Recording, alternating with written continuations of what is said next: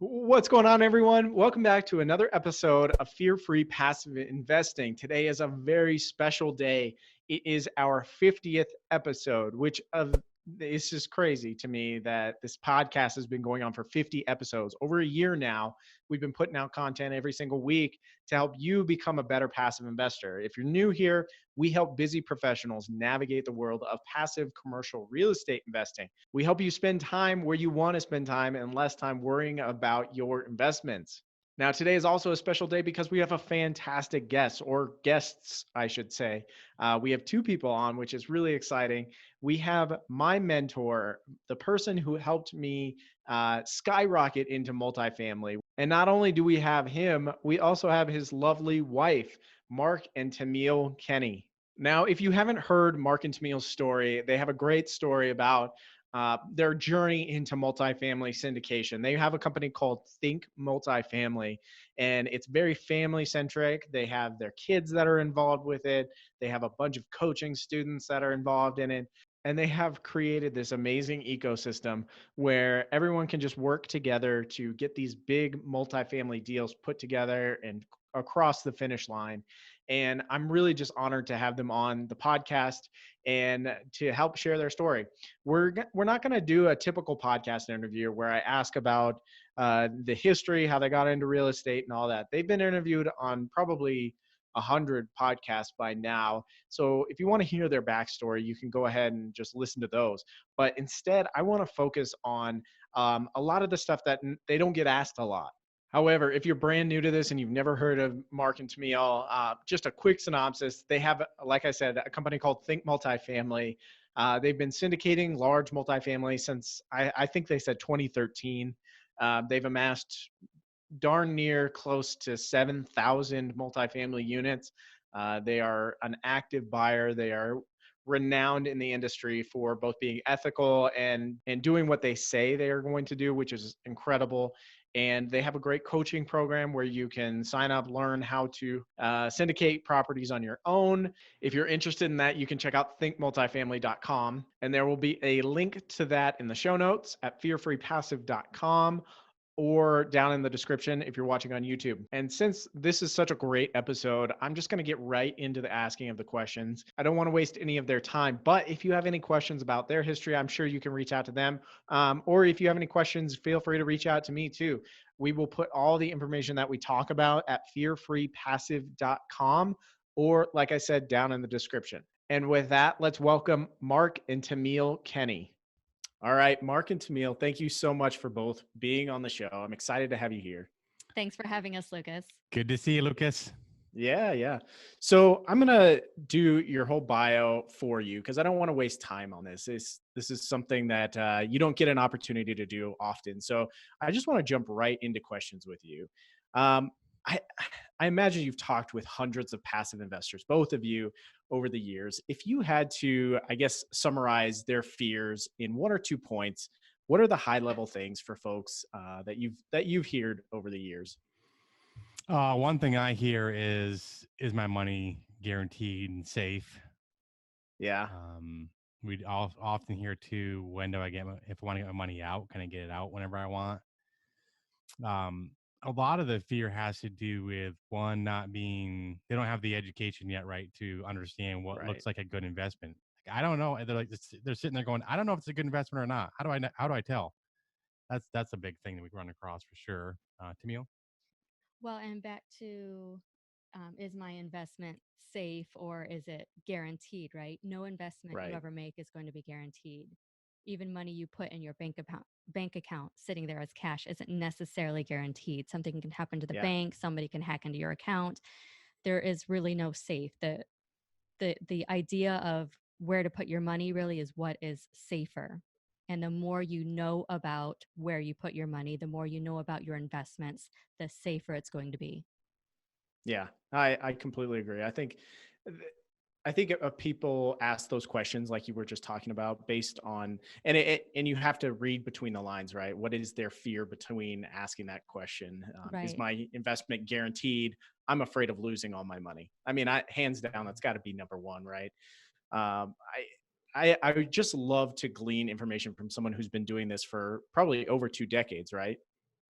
Yeah, Yeah. we started buying our own over 25 years ago. Started looking at syndication in 2013. So syndication Yeah. part is newer for sure. Yeah, but you've had tons of conversations with passive investors, and that's the heart of this show. What we talk about is the fears that new investors have when getting started. So it's really helpful to interview someone like you who has this huge sample size that we can pull from, and really glean basically people that they're not alone in their fears. These fears are almost universal for everyone who's getting started in something they don't know, right? That's true Right. for sure. Yeah. I and I want to talk about you both as an investing couple because this is so cool for me. I know you put a very high value on family. It's something that's really inspired me to involve my family a lot more. You have your kids on stage at your events. It's really cool to watch. How has working together allowed you to scale in your business? Well, it took a little bit for us to learn how to work together well without wanting to slice each Took other's one of eyes out, us longer than right? the other. Yeah. But the more competent in my role, the more confident I became, and the less I let him bother me, right? I kind of found my lane and I'm staying in it for the most part. He found his lane and he's staying in it. So he handles, as far as our business goes, he handles most of the coaching, and he handles most of the speaking at our conferences. I do all the conference organizing. I talk for the most part with our staff, vendors, sponsors, our branding, marketing, any changes that need to happen on the website, stuff like that. I kind of handle a lot of the back end. Mhm. Yeah, I think the biggest thing initially was trying to figure out who's going to do what. I do the transaction piece of it, which Tamiel's interested in, but frankly, busy with everything else. Doesn't really have time to get involved that much in it, anyways. Mhm. But then sitting there and saying, "Well, I'm okay if Tamiel makes a decision that I don't agree with." I usually let her know I don't agree with it. At least I Yeah, he used to, does. anyways. Now I'm kind of like, okay, go ahead and do it and see. But without a doubt, having somebody else that works in areas that you're not as good in or Mhm. not, or don't like doing as much. Like, for example, I don't like doing a lot of things that Tamil does. I don't want to do it. I don't. Uh, Like what? Social media stuff and picking out, spending an hour picking out a picture, or, wordsmithing things to death and, things like that, the copy. And I can do a lot of those things, but reality is I'm more, let's just get it done. This picture or whatever image is good to me, and we don't have to keep Yeah. looking for other things, because I think some cases, I mean, it's something, she can disagree with me if she wants, but she's a perfectionist, and that Yeah. can be good and bad, right? uh yeah, I've had different businesses too, and I'm perfectionist in certain areas, and what that causes typically you to do is spend more money. It does spend more time, and the results you get out of doing that necessarily aren't necessarily proportional to the benefit. So you might spend, a lot more time doing something, and you might get a little increment of value. And this is where we differ, since the social media copy everything is my cup of the tea or cup of tea. I understand that a picture is worth 1,000 words, and on today's Yeah. very overwhelmed, everybody's overwhelmed with copy and webinars and graphics and social media. And how are you going to stand out from everybody else?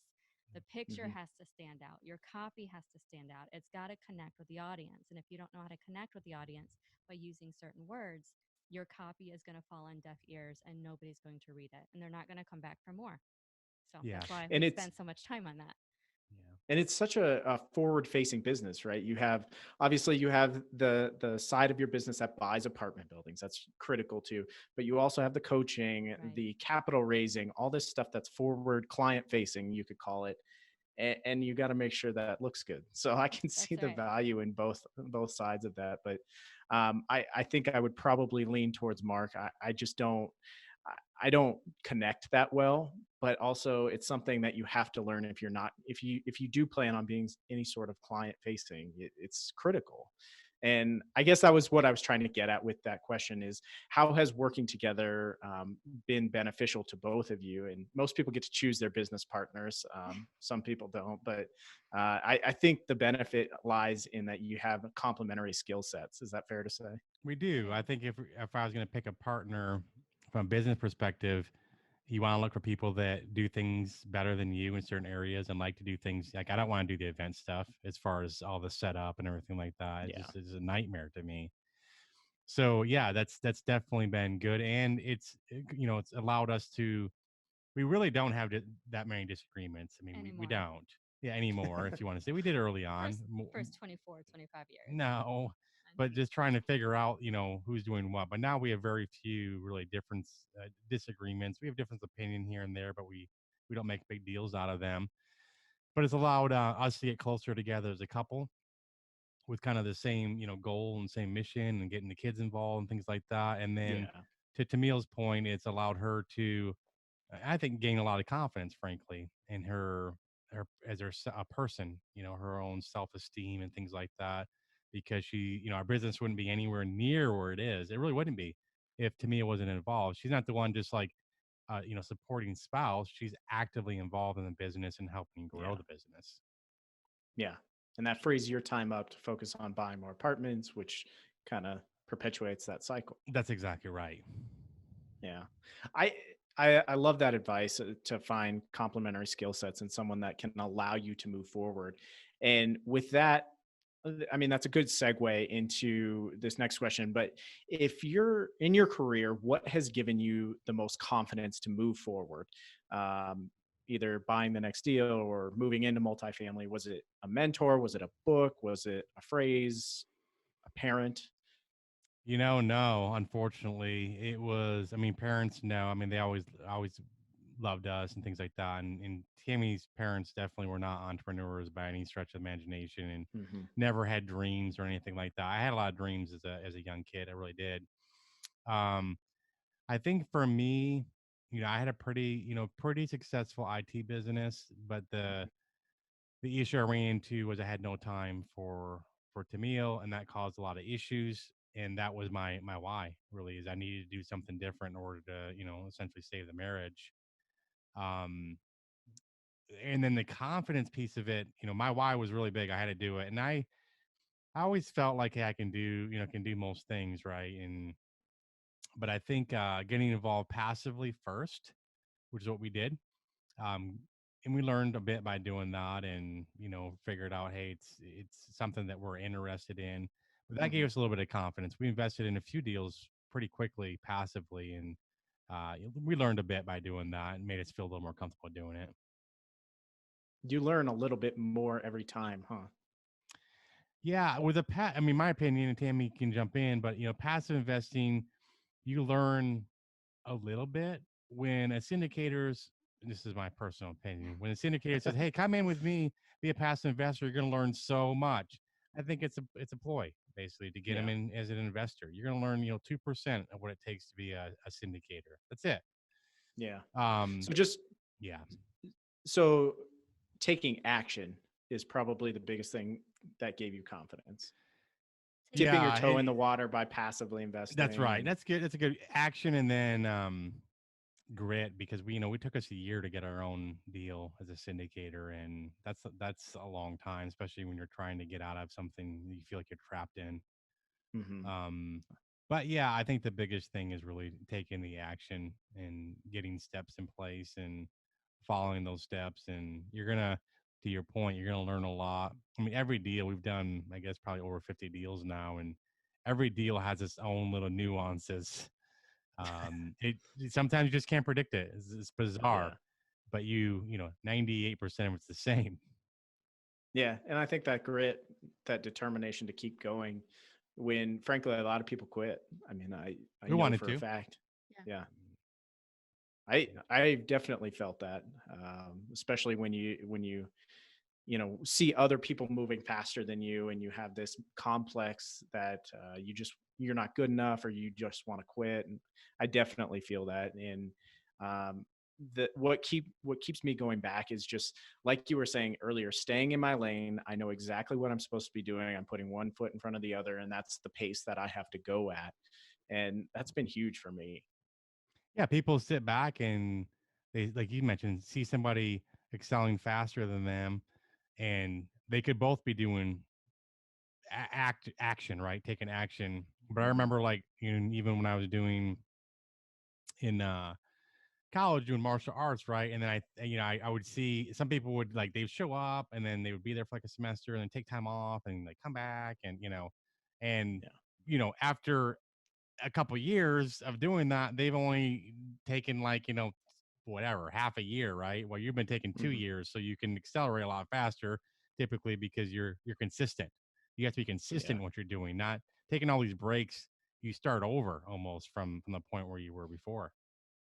Yeah, and I think that's really great advice. And well, and that and not jumping around from thing to thing. Like if you were doing jujitsu one week and then Muay Thai next week and karate the next week, Yeah. if you just stay in your lane and just continue to do the same thing over and over, like multifamily, you haven't strayed from that. I'm sure you passively invested in other asset classes, but you're only actively buying those deals, right? That's correct. Right. Yeah. I, so you must love multifamily, and we talk about it a lot on the show, but one thing we don't talk a lot about is like what people hate about multifamily. So what do you hate about multifamily? You might want to jump in, but for me, there's still unknowns, right? I mean, in any business, so you're gonna have certain expenses come up where you're like, oh man, I didn't, didn't expect that to happen, or it happened at a bad time. You're gonna have incidents that happen on the property. I mean, people get shot on the property. It's from Yeah. time to time, and it sounds like, oh my god, well, it happens from time to time, and unfortunately. So getting those type of calls, you're gonna have. I don't care who you're using as a property management company. If you own those properties, at some point in time, you're going to probably get a lien filed against your property. Some of it just because difference, hey, there's the work wasn't done or wasn't done, whatever it might be, right? Yeah. But there, those type of things, and you get a letter in the mail or there's a lien against a property. The first time you kind of get some of those things, you completely freak out. You're like, oh my gosh, an attorney sending me something about a lien, and then you're like, oh, okay, just talk to the property management company. There's usually always a reason for it. But it's gonna happen if you own enough property. So Yeah. a lot of times people will say, "Well, how are you so calm about everything?" It's like I kind of have seen a lot of things, and a lot of things people worry about in the grand scheme of things really aren't big problems. I think that's something I've gleaned from you more than anything else is just figuring out how to stay calm, because we've been in some rough spots, and Oh yeah, just you've always been calm. yeah. I mean, I used to kind of be a hothead a little bit, A little a bit. little bit. I'm sure that wasn't always like that. No, I don't know For at a what point in while. time. Maybe when we start having kids, I calmed down a little Yeah. bit, but But now I'm kind of like I do look at things a lot of times like it could be a lot worse, right? I mean, we're all trapped inside today because of a virus, but it could be because Right. bombs are going off in the Yeah, US. absolutely. It could be a lot worse. Mm. Tamil, what's something you hate about multifamily? um, so I would say is because you have to borrow so much money, you really are at the mercy of the bank. So if you're trying to go and refinance or whatever, or they're telling you you have to spend so much money on the rehab at a certain time frame. Well, maybe the rehab Mm, doesn't need to be done, or you're not ready to do the rehab, or you've done it and they're not coming back and checking on it before they release money to you. So that gets to be a little tricky. that's stressful. Knowing that you're managing as an asset manager of the property, you're managing a bunch of other people's life savings. That's stressful, right? So we kind of take that seriously. We're not just managing our own asset, we're managing it for everybody else. So just kind of keeping that in mind. I try to help the students understand that, for those who I get to speak with, that we're not just trying to buy properties that are a good investment or money makers or portfolio builders for ourselves, because our Hmm. partners, our passive investors, are the biggest partner outside of the bank. So we really want to do everything we can to protect them and over communicate as Yeah. we're able with them of what's happening. Yeah, that's a good point. I love the idea of treating your passive investors as partners that are worthy of your respect, and making sure that they are as informed as they can be, right? Some people don't Right. want to be informed of every little thing, but if they have that opportunity, they should be. Sure. Yeah. Now, Mark, you mentioned the virus, and obviously right now, as of April 22nd, when this is being recorded, the virus is still, we're on quarantine and everything. And it's changing day to day. But what's your biggest fear surrounding the apartment industry right now, as of today? So in March, I was very nervous about April collections, and we were seeing things on MSN, things like that. People are holding up signs, rent boycott, things Yeah, like that. Oh my gosh, really? right. So, and there we can't evict, legally can't evict. So that is, cap rates and, I mean, I'm not trying to be. That's actually a good thing right now if you're trying to buy properties. If cap rates go Hmm. up, and the inventory is so small right now, so we'll see how much of an impact it really has. People trying to guess, or they're guessing, so don't necessarily listen to them.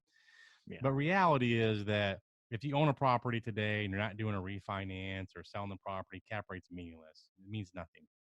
Um, and it opens up opportunities. So for me, still in my mind, I want to see how May collections are going to shake out. We have a very, very large portfolio, and the majority of the deals are doing quite well. We have a couple of deals that aren't doing as good as I want, frankly, and they got hit much harder by the virus. So that's probably still today my biggest concern is how our May collection is going to be. And reality is, you have to have times where you're just surviving. Hmm. Okay, if you're not making money during that time, okay, it stinks for everybody, but that's a lot better. Surviving is a lot better than giving the property up, or even forbearance with the lenders. I really think that's a last resort, frankly, in my mind, to even consider that. But you might have to consider it. But Hmm. today, as we sit, I'm curious about May collections. Yeah, I obviously that's the biggest fear on a lot of people's minds right now is how is our building performing? Is our investors' money safe right now? And I think if the passive investors that are listening to this probably got a lot of confidence out of that answer, just because you, you are very calm, but I think a lot of people across the board are making this out to be a much bigger deal than it really needs to be, especially in the multifamily sector where yeah, you might have a couple months where it's not as great as it could be. You might not have distributions for a few quarters, but at the end of the day, you're not having to give those properties back unless it gets really bad. Right. And maybe let's talk a little bit about what that conservative underwriting that goes into your deals. How bad do this deal have to be before you have to give it back or lose money? Yeah, it's different a little bit right now because lending terms have changed a little bit. But underwriting wise, you want to be in the 60% ish, break even occupancy. 60. I So mean, yeah, go ahead. so 40% vacancy before you start losing money. Yeah, and that's it's not just physical vacancy, just so people know too. Right. That means people not paying, and lost to lease and other things like that. But yes, and you look at it and go, okay, can I survive? Well, then you look at other things like, do you have cash reserves? We'll usually do working capital of a little over 8%. We recommend 10% contingency on the raise, which those two together, hopefully you don't need. But if you do need it, it's a typically a full year of mortgage payments, and lenders are requiring that now. Lots of cases too. So in some Yeah. cases, you have 2 to 2.5 years of money that can be used for mortgage payments, and I would think that would give the average investor some comfort level that hey, I can make my money. That's if Yeah. you didn't make any money. Yeah. Well, and that's a good point because I think the average passive investor might not know that. And so a good question to pose to you, and maybe Tamiel, you'd be a better person to ask this, is how do you better educate passive investors about how um, robust of an investment this is and how safe that this traditionally has been. Well, I think if you just show them the history of apartment investing in general, their scope of knowledge might um, expand if you tell them what happened in 2008, 2009, what was it like then, and maybe what people did wrong for those who lost properties, and what were the people doing right that were able to keep the properties and succeed. Because that was one of, to my understanding, that was one of the industries or the real estate niches that actually performed the best Yeah, it was like was point, apartments. Freddie had 0.4%, Mm-hmm. default and things like that. But you're right. I mean, data helps. That supposedly right now, based on different reports, you look at 93% on average of rent collections for April versus March. Mm-hmm. Okay, it's not 100%, but dude, I'll take that based on the country being shut down. A lot of Yeah. other investments are done. Like they're done. Like they're never going to come Hotel, back. Well, hotels. Oh, I retail mean, was hold already on. struggling before, right? Yeah, What's I going to mean, happen Yeah. with them or malls? vacation homes, things like that. And it's not to say those are bad investments, right? It's just say that multifamily has still performed as of today really well during this time. End of the day, a lot of it comes down to, and we didn't always do this, I'll admit, right? I mean, you learn a lot after doing 50 deals or whatever, but having more cash rather than less cash sitting around, okay, you can give it back if you don't need it. But having Yeah. that comfort level where you're like, okay, we can ride this out for quite a while and still be okay. There's nothing that'll give you more comfort than over raising within reason, right? You still have to, make the returns Mm-hmm. work and things like that. But over raising a bit on a deal, if you're able to do it, I would highly recommend doing it. Yeah. And the obvious next question to that is why not raise $1 million on every single deal more than you think you need? And the reason behind that is obviously you have to pay for that money, right? Right. Yeah. I So mean, within reason. right. But the cool part about that is if you raise more money than you think you need, like you do, it forces you to be more conservative with your pricing too. So in effect, you're actually buying these deals for less than what some other people would be paying for them too. That's correct. So that should give investors more confidence as well. But not everybody is doing this, right? I mean, there's other sponsors that probably are running their deals a little bit thinner than you would be comfortable with. How can a passive investor make sure the person that they're investing with is trustworthy? you know, that's a tough one because We've seen a lot of people we've that are really good. we've been fooled before. Yeah. Yeah.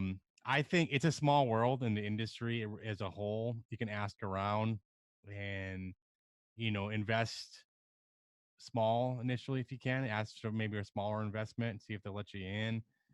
But it's really asking around. You can do other things like background checks and things like that. Hmm. But end of the day, if somebody really wants to get away with something, they're going to be able to get away with it, at least for some period of time.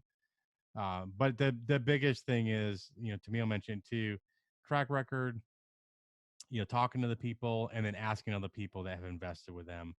Yeah. And how long they've been doing it. Is it full time? Do they do it full time or part time? All those things are important things to ask. Well, and heck, if they're on social media, just Google them, find Yeah. all their social media platforms, see what they've been posting for the last 5, 10, 15 years. You can kind of really Yeah. get to know somebody when they think they're not being watched, right?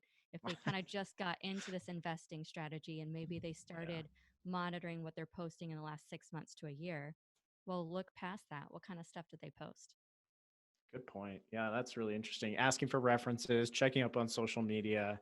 I think asking references, frankly, is going to be huge, but especially moving forward from this point, seeing how sponsors are actually handling this coronavirus situation, how they're communicating with their investors, how they're talking with people, how they're handling these crises.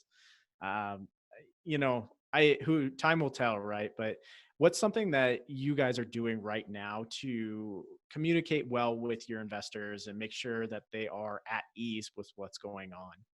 Yeah, I would say, initially, anyone that could, when this is going down, let's say in March and things like that, people that were communicating in some respects in about what was going to happen in April shouldn't have been communicating, in my personal opinion. It should have Good been like, point. here are the steps we're taking. Like, we're not going to do late payments. We're not going to increase renewal rates, things like that. But being just completely honest with them, like, we don't know what's going to happen yet with collections, but we were getting daily reports. We weren't pushing daily reports out to investors every day, but we got daily reports on our properties and compared, let's say it was the 4th of April. Well, how did 4th of April compare to March 4th, right? Mm-hmm. And how were collections and things like that.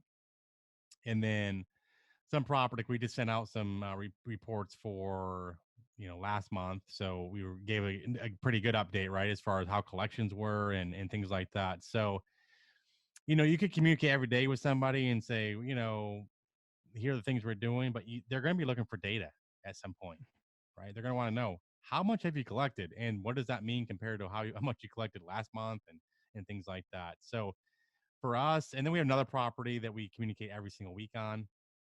We don't typically do that, frankly, but we are right now on this particular property, and we'll put information out there about what's going on in the property for collections. And a lot of people look at occupancy. In some cases, occupancy, I don't say it's irrelevant, but it could be irrelevant if you can't evict anybody. Who cares if you're Right. 100% occupied and you can't? Yeah. People aren't paying. Doesn't matter.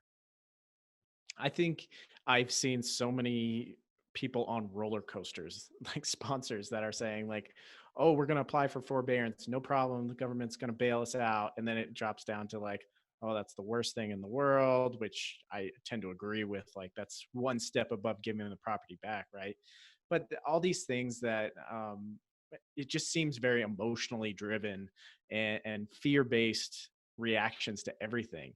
And if I was an investor with those people, I would think this person doesn't know what they're doing. They have no experience in this. They can't stay calm under pressure. And so almost withholding a little bit of information, just not giving the full story away just because you don't know where things are going. I don't think there's anything wrong with that. Yeah, I mean, to your point, people back in March, you had no data to support this in March, in my opinion, because it happened later, right? But April was the first month where you're like, where this is going to be the first big test, right? People back in March were already calling the lender. I want, forbearance. Yeah. I mean, what data are you possibly using to go ask for that? First, in my personal opinion, you look silly doing it Mm-hmm. because you don't have any data to support it, because you have to be able to prove that you were impacted. How do you prove that? If you want to have a call with your lender to say, well, could we get it? And so, well, even that, I would much rather take other steps if you could. Well, and like you were saying earlier, Tamiel, the bank or the lender or whoever is the number one investor in this deal. They put up the most money. What kind of confidence does that give them to want to loan you money in the future to keep doing this? If you're saying, "Oh, I'm panicking already. I want a forbearance." Yeah, Yeah, we've talked about that, like for the people who are going for forbearance right now or who have gotten it or already. prematurely going for it. You might Right. you Yeah. might get to a point where you have to, right? But that's different. Right. Right. But what is it going to look like when they go and try to purchase their next deal? Are they going to struggle? And I the would imagine so. stipulations, right? Now they changed, you can't evict for 12 months, and there's a lot of things, right, that Read are the fine negative with it. read So the fine print. yeah, so Yeah. again, if it's a question between doing that and losing the property, then you need to do it. My Hmm. opinion, right? But it shouldn't be your first. I mean, have you thought about anything else? Like, hey, maybe someone loans, if it's provided, and you can do this with your loan, right? Could maybe someone put a loan in for 3 to 6 months. There are a lot of other options before you just jump to calling your largest investor in the deal and going, oh my gosh, I need forbearance in March 15th Yeah. or whatever. Yeah. No sense. Take us back to like, well, I didn't want to interrupt. No, that's okay. I was going to say a little bit about the fear, the emotion of fear. Fear is a stronger emotion than people are either running toward pleasure or away from something they're afraid of, right? So for people who are trying to advertise that they have deals and they are looking for passive investors, we've seen it even recently, especially during COVID. People are trying to make the situation seem a lot worse than it is, because the more they can make people afraid, they're trying to push people into their investment. But my investment is doing this, and I do this to protect Yeah. my investment, Yeah. even though we don't necessarily trust their underwriting or they're exaggerating their numbers. So you Yeah. really have to be careful investing with anybody who what we call is fear mongering. Yeah. That's so important because they're playing off of basically your lack of education as a passive investor. And that's something you don't want. If someone's scaring you into an investment, that just means that you're going to have buyer's remorse at the end of the day. Right. And I hate it's a that. marketing tactic, and people just need to understand that's what they're trying to do. They're trying to emotionally manipulate you into a buy. Yeah. I've seen that too. Like the coronavirus proof or the COVID resistant investment. Like that's just BS. Nobody knows where this is going. Nobody knows how this is going to play out. Is this going to be gone next week, or is it going to be gone 5 years from now or 10 years from now? Yeah, Right. that's right. Who knows? That's right. And that gets back to what you were saying. Like if you're making predictions like that, you're probably going to be wrong. Oh yeah. Unless you do the whole scale of predictions, like, oh, it's going to be okay, or no, it's going to be the I've worst thing seen in the that too. world. It drives me Right. crazy, but yeah. Yeah. Do you still have fear when you're doing these deals? Over 50 transactions, you've seen a ton. Do you still have that fear in the back of your mind? For me, personally, very few fears at all around the physical condition of the property or, things like that, because we do such extensive due diligence. Mm-hmm. Very few fears in general around the lending piece and things like that. The biggest fear for me still is the capital. Is bringing the capital to a deal, especially if you go to a new market. You never know how people are going to react to a new market. And if you have multiple deals going on at the same time, they compete against each other. So that's probably very. I can't really think of anything else that would make me fearful. Things that might get my attention here and there during a transaction, but Yeah. there's nothing really. I don't think that's come up where we're like, oh my gosh, we can't get through this. Yeah. Just to wrap up, I really appreciate your time. What's something you would say to someone who's maybe on the fence about passively investing, especially right now with the virus? What advice would you give them? Yeah, for me, it would be get educated no matter what you're going to invest in, Hmm. so you understand it. And the other piece is where else are you going to put your money? I mean, I'm not trying to be whatever. There are Yeah. very few investments that can stack up against multifamily from returns, but also from tax savings. So where else do you go other than just sitting around not investing at all, which people can do? I don't know what other investment you're going to put money into, frankly. And I would say don't invest your last dollar. Make sure you have something as an emergency fund for you and your Hmm. family. Don't invest Yeah. everything just because you were told this is a great deal. Yeah. Yeah, you can always look Well, back at it after the fact and go, I wish I would have put more money in that. Well, you might have wished you put less money in that. So, to Tamiel's point, always have a reserve. And if you don't have a reserve, then don't invest. this just gets back to what we were talking about earlier. You budget a reserve for your property for the same exact reason you do it for your personal financial Right. situation. Right. Yeah. Well, I really appreciate your time. And if people want to reach out to you or get in touch or maybe learn a little bit more about either the coaching or passively investing or the deals, where can they find you? They can send any questions to our website at info@thinkmultifamily.com. They can also reach out to us directly at Tami, Tami, at thinkmultifamily.com or Mark, Mark, at thinkmultifamily.com. Cool. Well, thanks so much, guys. I really appreciate both of your insight and thanks for taking time to be here. And I know you don't have a lot to do outside of this, but it still means a lot. Thanks, Lucas. We Thanks for appreciate it. having us on, Lucas.